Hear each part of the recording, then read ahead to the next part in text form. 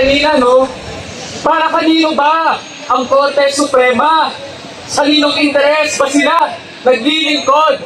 Para sa mamamayan o sa kanilang sariling interes, no? Kaya tayo narito, lumalaban tayo. Dahil ang nasa interes natin, ang sambayanang lumalaban, ay ma-impeach, ma-convict na. Si Sara na yan.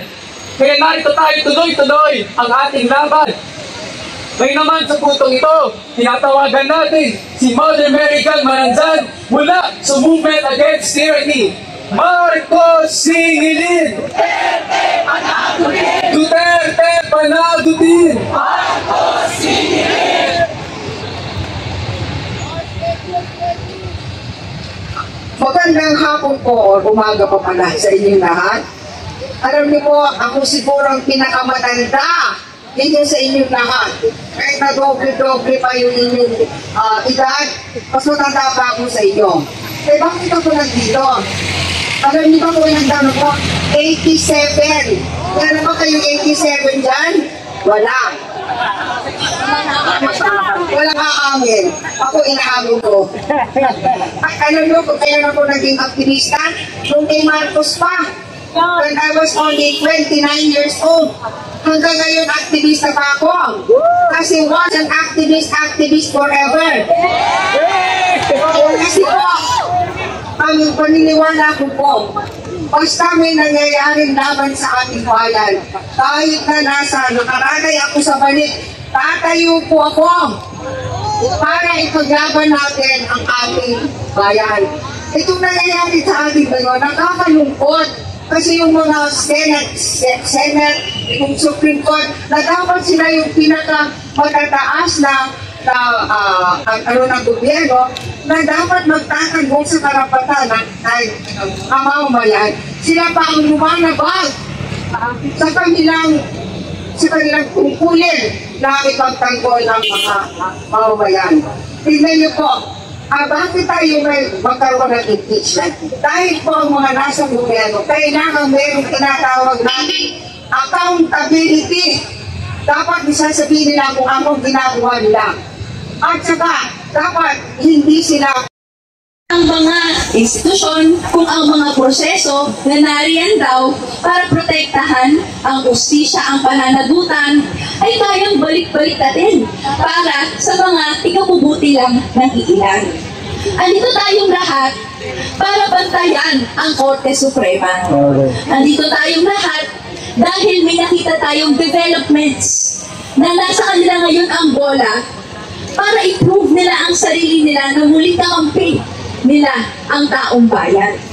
So tayo, sa Makabayan Bloc, ang Kabataan Party List at Teachers Party List, nag-file tayo ng motion for reconsideration. Yung pagbabasura ng pag-process ng impeachment complaint. Hindi lang tayo ang nag-file ng motion for reconsideration. Napakaraming grupo. In fact, today, may bagong grupo na nag-file ng reconsideration. Online at siguro sa media, nakikita natin yung napakaraming lawyers, napakaraming grupo. Lahat tayo nagtataka, bakit ito ang naging ruling ng Korte Suprema? Bakit din ganito ang pagtingin ng Senado doon sa kanilang mandato na kaya nila at sila lang sole arbiter ng impeachment trial? At ganito sila willing na ibasura sweep under the rug yung kanilang tungkulin. Ano ba ang ibig sabihin ng rekonsiderasyon? Ibig sabihin nito, maghahain tayo ng petisyon at ang Korte Suprema, kung sangayon ang lahat ng mga final natin, dapat nilang i-review yung kanilang arguments. I-review yung arguments ng mga partido, tignan ulit yung mga ebidensya, at maaari, i-reaffirm nila yung decision na nilabas nila, pwede rin nilang baliktarin. So, siguro, pag tignan natin sa kasaysayan, ano ang instances na, gaya nga dito sa aming reverse uno card, na reverse ng Supreme Court yung kanilang mga desisyon. Kung titignan natin ang kasaysayan, iilan lang talaga ang mga desisyon nag-reverse. Meron pa dito na aspeto na gagawin nila yon because of intense public pressure.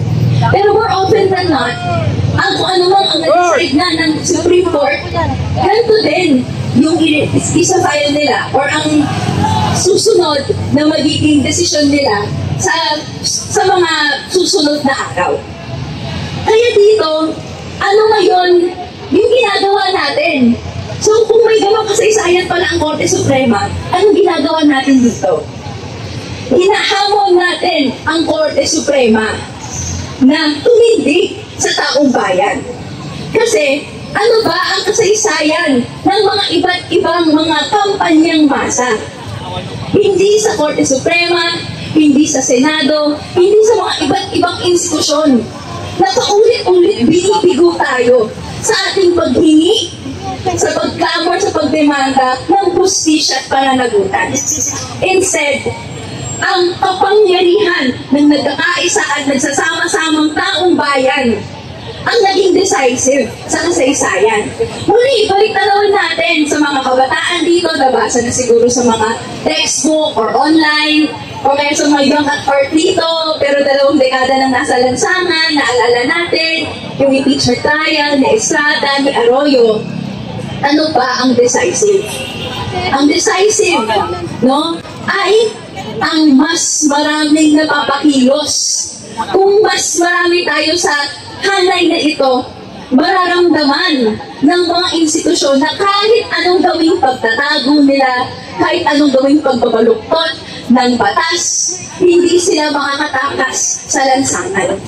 Kaya ang hamon sa atin at tinatanggap natin ang hapon ni Sister Mary John na ang susunod na lundo ng laban ay pagpaparami natin dito. Sa pagpaparami natin, marireverse at magparamdaman ng Supreme Court ang pressure na i-reverse ang kanilang desisyon. Mararamdaman ng Senado na hindi nila pwedeng itago ang mga sala ni Sara Duterte. At mararamdaman ni Sara Duterte na ang kanyang prospects for 2028 o kung anumang suporta na yan ay kailangan munang dumaan sa pagkakatol ng taong bayan sa kanyang korupsyon, sa pagtago ng 612.5 confidential funds, at iba't ibang pamamaraan na pinubusabos at pinapaliit ang mga panawagan ng Estado, ng mga iba't ibang sektor. Kaya po, ngayong International Youth Day, ngayong National Youth Day, ang kabataan dito ay hinahamon na dalhin ang kanilang mga classroom, dalhin ang kanilang mga organisasyon, ang kanilang mga pamilya, lahat ng kilala natin para dito magkaisa sa susunod na lundo ng laban. At tuloy-tuloy tayo hanggang makamit ang tunay na katarungan. Ang public pressure ay mag-reach ng isang point na hindi nila makikita na acceptable sa taong bayan yung patuloy na pag-ignore ng mga panawagan ng tao. Kaya kailangan malakas tayo. Kailangan ang pagsigaw natin ng conviction na pagpapatuloy ng trial ay umabot doon sa mga chambers ng Supreme Court. So gusto natin mas malakas handa po ba tayo sa ating panawagan na ituloy ang impeachment at ilitisin si Sara? Sige, gusto natin abot sa Supreme Court, Impeachment ituloy!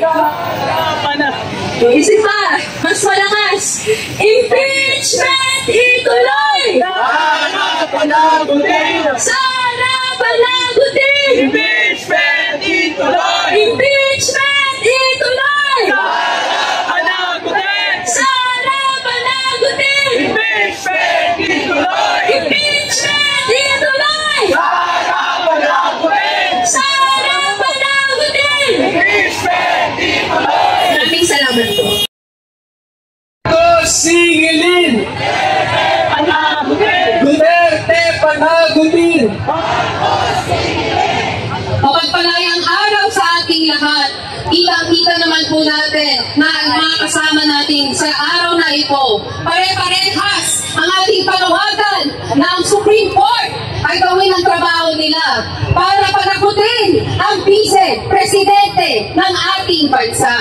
Kaya nilang mapikon sa mga konting biro that nothing beats a Jet 2 holiday. Pero ang katotohanan, nothing beats the fact na hindi pa rin natin napapanagot si Sara Duterte sa mga aligasyon, pagdating sa korupsyon, pagdating sa mga impunidad na ginagawa ng kanyang administrasyon. Sabi nga ng isang survey, ang Okta survey noong Hulyo, 80% ng mga Pilipino ay nais ipagpatuloy ang impeachment trial. Sa mga hindi nakakaalam, ang 80% ng 117 million na mga Pilipino ay 93,600,000. Hello. 93,600,000 ang naniniwala na dapat panagutin si Sara Duterte. Sabi ni Sara Duterte kahapon, dapat daw ituloy pero sa tamang forum. Lahat na ng forum ay pinapansin at nagkaroon ng oportunidad para pag-usapan ang kanyang kaso.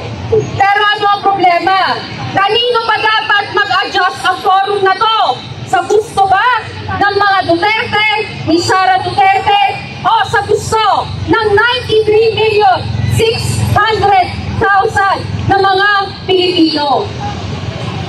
Dahil dyan, patuloy kaming nananawagan na kami po bilang mga taxpayers, bilang mga taong ng mga Pilipino nakatira dito sa bansang ito, may karapatan kami manawagan na litisin at panagutin ang isang Sara Duterte.